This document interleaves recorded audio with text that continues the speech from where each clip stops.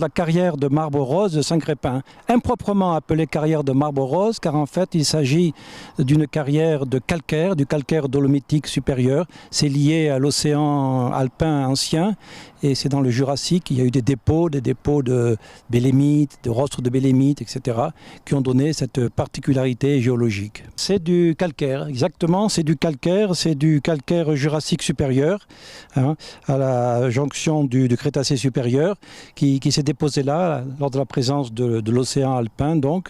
Et il y a une veine qui part d'ici et qui rejoint Guillestre. Et Guillestre est encore exploité. Ici, ce n'est plus exploité. Au sommet de cette carrière, vous avez un vieux château qui a été détruit par Richelieu.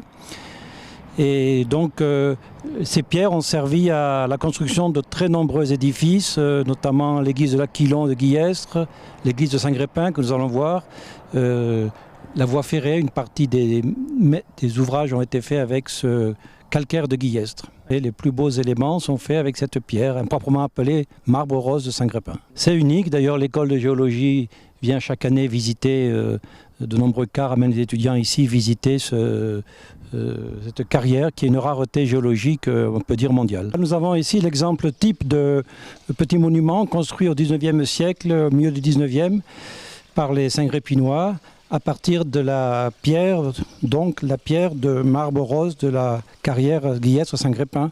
Alors on voit là des rostres de bélémites, des ammonites, donc il y a toutes les fossiles classiques du Trias et du Jurassique, et qui donnaient cette pierre d'une grande beauté par sa couleur, et d'autant plus belle qu'aujourd'hui nous la voyons sous un beau soleil. Nous avons typiquement un village ici très marqué par le marbre rose de Guillestre.